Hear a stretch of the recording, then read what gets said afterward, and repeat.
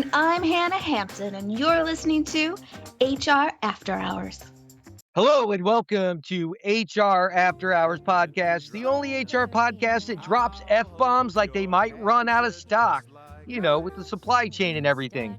Hannah Hampton, how's life treating you, sister? It's fine. I have a feeling I'm going to be extra giggly today because as you were doing the intro, I was like holding back laughter for some reason. So Why would you hold back laughter? The laughter is part of the podcast. I thought maybe I wasn't as funny. Fuck. I don't know. Oh my God, she didn't laugh at that one. Why? That wasn't good. No, I was actually told once that I laugh at everything. So I don't know. I laugh when it's funny. I laugh when I'm uncomfortable. So that's like 99% of my life of either laughing at something because it's funny or just me being very uncomfortable. Hey. Now, I have to say this. It was fantastic running into you on spring vacation a few weeks ago. That was so much fun. It was awesome. My dog loves you. Oh, I love her. It was so fun. People were asking me about my trip, and I was like, oh, let me tell you about all the highlights. And that was certainly in the highlight reel. It was so much fun. I'm so glad we made it work. It was great to see you in the flesh. Well, what's hilarious, you and I have known each other for so long. Yes. I keep just assuming you and my wife have met, which is not the case. That was actually the first time during Pride Week a few years back. We were supposed to meet, but then she was meeting her friends, and we were going to hope to run in, and you and Mr. Hampton had to take off, so that didn't work. But I keep forgetting that you had not met. Having dinner out by the pool, and she's like, "I cannot believe I'm finally going to get to meet Hannah," and I'm like, "What?" Oh, no. And I did. I looked at her like I do when she says something stupid. Oh, She's gonna get me for that one later. I'll get you for her. I'm just trying to rile her up so she'll listen to this episode and come home a little feisty. I did. I looked all slack-jawed yokel, and then I realized, oh, you guys had not met up to that point. Oh my gosh! So we're all hanging out by the pool, and I'm surrounded by nothing but women. I got you, my wife, and Lola, the dog, and she's laying out on her towel next to us. It was hilarious because you would have thought that you two were best friends from high school. Both your wife and the dog. No, just kidding. Exactly. No, it was really wonderful. That was such a fun day, and we did very good at sunscreen. I did not get burnt, so that to me was a win as well because we were out in the hot sun for hours. But I think we came in for lunch at the right time. It was a fun day. I'm so glad we did it. It was 10 out of 10, would recommend. The transition from that, because I'm sure people are going, we really don't care. We haven't had our vacation yet. Thanks. Yeah, no kidding, right?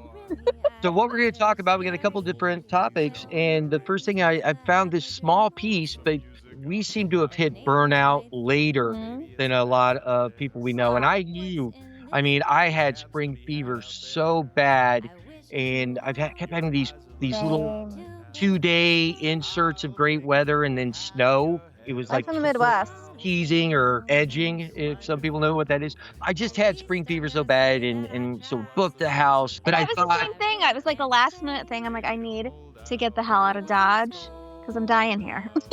That's right. You decided to go visit the rental units. Rental units. Yes, I did. It was a last minute thing and got some cheap tickets, and it was good. I ended up staying longer than I originally expected because of some really bad weather that was coming through the Midwest, and I did not want to fly into it, so I ended up extending it by a couple of days. I pushed my flight back, and it was cheaper.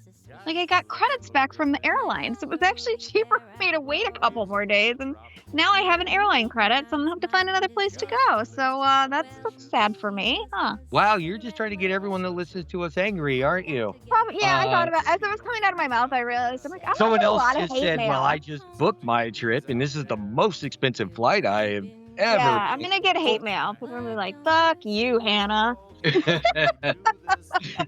I drove down so I could take the dog, and I was thinking about, just how the spring fever seemed different to me. How it was I was a little burnt out, I was a little fried, but I just needed a change of pace. And I thought we should kind of talk a little bit about some of the things you can do to beat spring fever. Or I'm going to use part of this article. This is an older article. It was actually on Higher Smarter, November 12th, 2020, which odd timing for a spring fever article. But anyway, weird.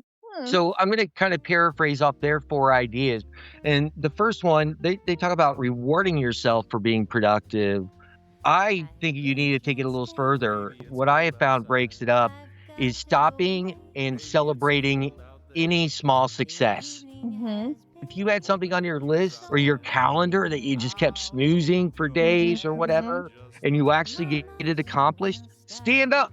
Say, look what I just got done. If you're in the office, make someone clap for you. Go, hey, I need a little applause over here. I finally got this off my calendar. Making a production of even the tiniest accomplishments kind of help break up the day, and you can have fun with it, right? Yeah, even those who work from home, like I successfully wore pants today. Like celebrate that when you get out of your sweatpants and put yoga pants on. I don't know. Sure, everything. Kind of along those same lines when you're talking about getting up and getting ready. This is something that I actually started doing. Start the day earlier. Yeah. Oh, yeah. I always And get you're birthdays. a big proponent of that. You're a morning riser. I am, but people in one of my yoga classes crack up because I have yoga at 7:30 on Wednesdays, and I remember there's been a couple times where I'm like, yeah, I got to my office. I did a couple in-person days. I'm like, I got to my office at 6 a.m. I've got stuff done, and now I'm doing yoga, and they're like, what the hell? I'm like, I'm trying to beat traffic, and I always like to get the good parking. So there's lots of reasons to my early rising, and then sometimes I just wake up and I can't sleep, so I'm like, fuck it.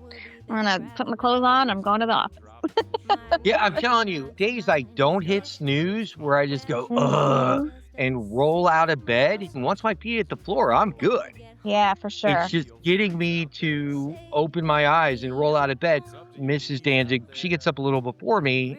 Lola will just edge over and start just cuddling against me. And then I'm like, I'm out. And so I have to start jumping up before the dog sneaks over and situates herself, because she's a cuddler and she's damn good at it. Oh, for sure. Another one, I love this one, let the light in. Okay. To battle spring fever properly, you need to accept the change of seasons. Let the warmer days work for you by opening the blinds, letting the sun into your workplace. I actually got rid of my blinds and put curtains up in my home office. Nice. Put some fresh natural light in the house too, and it just gets me a little more shiny, happy Mick. What about you? It's funny because I have my office is in a basement, but it's got an egress window because it could be a bedroom. And I actually people are surprised. They're like, you're in a basement, you get so much sunlight. I'm the same. I've got curtains where I can close them if it's in my face. I took it a step further, and I'll step outside, just face to the sun, get that vitamin D right in my face, take some deep breaths. And to me, that's cleansing, and it helps. Of course, I'm a yogi, so I might do some sun salutations or something out there to even get my breath deeper, to get just those cleansing breaths in. The sunlight can do a lot of good. And, a lot of people get the seasonal affective disorder where, when the sun's not out for days, it really hurts your depression and makes you feel crappy. So take advantage of the days that the sun is shining and get that vitamin D, get that fresh air, and go outside for a couple of minutes. Even if it's just a couple of minutes for a quick break. Smokers get to smoke, so go outside like you're a smoker, but get fresh air instead of cancer sticks. I used to do that the very short period of time I was in an office. I would just stand up and go, non-smoker break. Exactly. And I would just go outside, and if it looked nice. And what I do now, I turn what some people consider a task into a reward. Again, apologize, but I'm talking about my dog. Walking my dog at some point in the middle of the day just to break up the day. Oh, yeah. And I just go full on Mrs. Kravitz, and I'm like the nosy neighbor checking out who's got new what. When I'm looking to purchase something, I see what other people are doing. For a whole summer, when I decided to buy a new car, I was checking out what everyone had in their driveway. But I break up my day by taking Lola out for a walk, talking to my dog and acting like an idiot, maybe mowing the lawn and part of the lawn one day during your lunch break, whatever it is. Break up the day and get outside, breathe some real air. If you can't do that, bring a live plant to work. That was their 4th recommendation. Back in the day when I worked in an office, I definitely had plants around me. I loved it. So yes, I agree with that one, because that also cleanses the air. It gives you that good oxygen, I have a ficus tree because those are so easy. I don't want to have to maintain something. You throw out some water, you throw out some sunshine, and it will thrive. I've had this ficus. His name is Steve. I've had it for probably 15 years now, and there's been a couple of times where I thought Steve was gonna die, but Steve has not died, and Steve just lost all of his leaves and said, you know what, I just need to purge and start anew. And I got some good advice on how to deal with that. But yeah, ficus, I'd say for somebody who's got like a black thumb, as I like to say, you kill your plants, start with a ficus. So very few people know, and I don't know if I've ever brought it up on the podcast, but my wife and I do not fight frequently or argue frequently. People make fun of us because most of our biggest arguments are about decorating. It's usually art. I had this large fake ficus when we met. Hilarious. And it was probably 8 feet tall. I thought it looked cool as shit. And I just love this big ficus because it just made an apartment dining room look nicer, I thought. She kept trying to tell me, we got to get rid of this thing. This thing's stupid. I hate it. Finally, I was on a business trip, came home, and she thought I wouldn't notice for like weeks. And the first thing I said when I walked in the door in the is, house. where's my fucking ficus? Where's She's my like, fake plant? and she just went, damn it. But it was too late. It was gone. So, there it is. All right, Carrie, do you know what time it is? What time is it, Nick? It's time for Blindsided. All right, Carrie. So I figured a great way to wrap up this episode is with Blindsided. And for those that don't know how Blindsided works, I'm going to pick a topic. I'm going to ask Carrie a question. She has no idea what the topic is. We may disagree, and if so, there could be some fun there. Or I may, like last time, agree, and it'll be short and sweet. Which is it? Michael Jackson or Prince? Who do you prefer? Who's the better artist? And go. Oh my God. Feet to the fire? Are you kidding me with this one? I gotta go with MJ. And just I'm gonna put this out here. I know there have been lots of allegations against MJ. All of that aside, The personal lives, the non-factor, just musically. I have to go with Michael Jackson. I think Michael Jackson defined a generation. I know people growing up in the 80s who today would not be a Michael Jackson fan, but growing up they had a glove. I mean, Michael Jackson literally was my childhood. Thriller. And even now, oh my gosh, we have a gymnast who has a routine to Michael Jackson, and it is amazing. I would watch it 100 times in a row if I could. It is fantastic. Absolutely, hands down, has to be Michael Jackson. I could not disagree more. I do understand. I really think this is the modern day Beatles versus Stones. I would imagine if I were to ask you Beatles versus Stones, typically someone that would say Michael Jackson over Prince would say Beatles over Stones. Am I right or wrong there? I want you to be wrong, but you're right. I would have to pick Beatles. Okay. You know It's why? personal preference.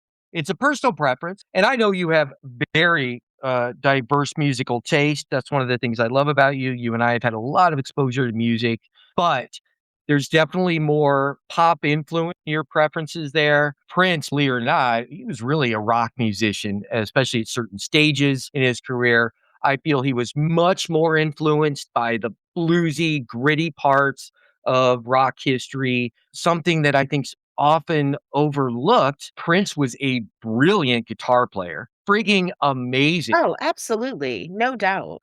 Early in Eric Clapton's career, he was asked, how does it feel to be the greatest guitarist alive? And he said, I don't know. You should go ask Jimi Hendrix.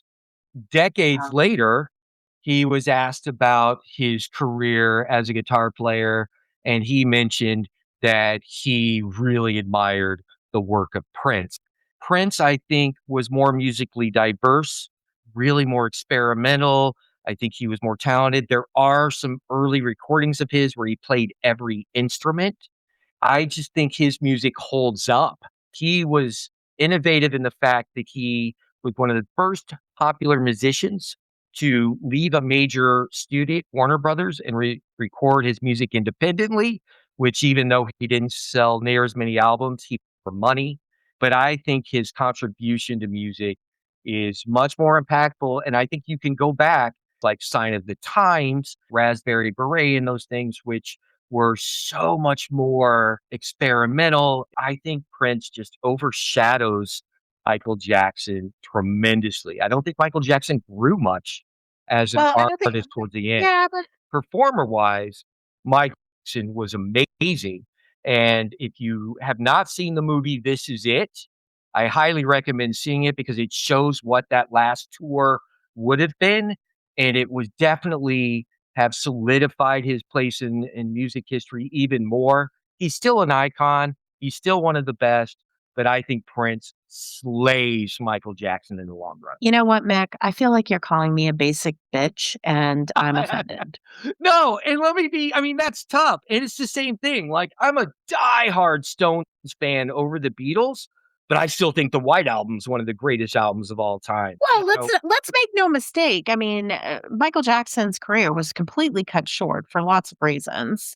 So, comparison here, let's be careful. He had to compete with himself and putting out one of the highest selling albums of all time.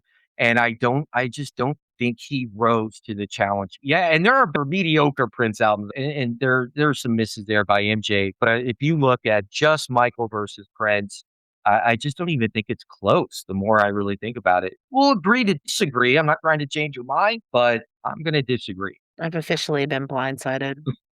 And you have been blindsided.